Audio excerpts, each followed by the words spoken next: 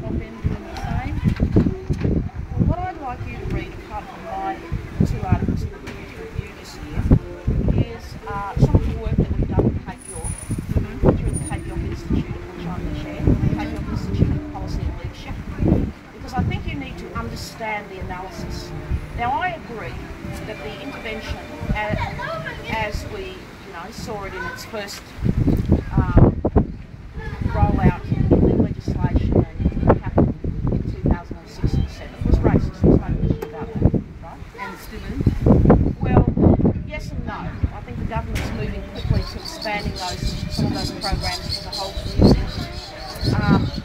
But then it's going to take more time. And it's going to be voluntary or it's taken 30 years to get to the situation that we're in. We have the highest rate of fetal alcohol syndrome in the world. Now we need to treat that as a disease. Well, we need to do something to limit the amount of alcohol sold in this community. I mean, the Australian community, especially the Northern Territory community. 4 million litres of pure alcohol was sold to the Northern Territory community in the last year. 4 million litres of pure alcohol. That's a disgrace. So I think you really need to read our position papers from the Cape York Institute and see how we do. We are rolling out very similar programs, but they are not racist. They're all voluntary.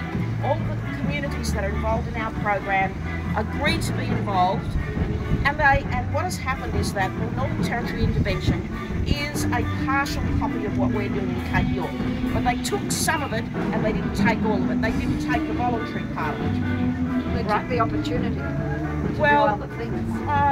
Look, I don't want to justify what they did because, as you know, I just said to you, I think it's racist. But I want you to look at what the Cape York Institute does because I think you are not informed about what is the point, the goal of many of the policies that a lot of work went into that clearly informed the intervention but which were not implemented properly.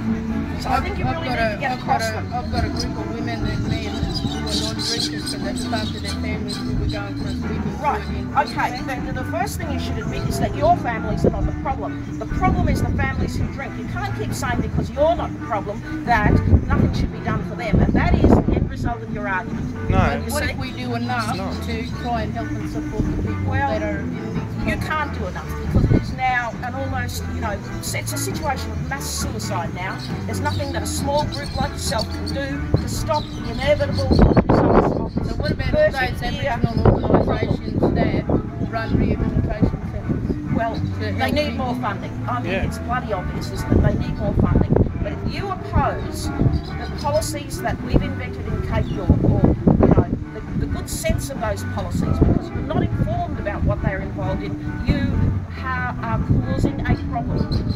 See, you are causing a problem. Well, yes, you are, because you don't know the effect of your work over on the East Coast. Now, see, I read all those stupid emails that come from Les Meltzer. I read a lot of them, okay? I do. Now, I know exactly what you're saying. I've read all of it. And I'm telling you, you're misinformed. Hey. So what about all of those people living in remote communities that don't even have the help that they need? And that's what I'm talking about right now. That's what I'm talking about right now. What you're saying isn't doing it. It's making it up more worse. bureaucracy. We were just in Santa Teresa. where we interviewed over 30 women. All of them deeply resented the fact that their income was being quarantined, that they had to travel into Alice Springs every fortnight to deal with this monster bureaucracy. They're going hungry because all their money's locked up in the quarantine. Is wrong, and I'm not talking about the implementation. I said the policies. And what we have to do is get the right policies and the right implementation. They reckon there's more drinking going on out there because they've cut 200 jobs on CDEP. Only 40 of them have come back in. So there's all these people that are unemployed now because they're on work for the dole. I'm not the Minister for Aboriginal Affairs. No, but you support the intervention very publicly and very strongly, and you criticise people, like Larissa Barrett, who is helping us to be able to do the research work that we're doing. Thank you for talking to her. Well, thank you very much. But don't talk to me about Larissa Barrett. When she gets out of her high heels and can walk around these communities the way I do, don't tell me about Santa Teresa. I did the land claim there 30 years ago. I've taken those people out through the Simpson Desert. I know them well. Yeah. So don't pull the don't pull the white boy knows everything act on me. No, I'm not pulling a white boy knows everything. I'm saying we spoke to women. where we're coming We spoke to the women. I put all my views in writing. Read it. And read the Cape York Institute work. But I've read it. And now you want to say to me that I can't criticise Marissa Barrett when she gets out of her high heels No. and gets out here and does the work too. Then you can tell me about Marissa Barrett. What about all those elders that you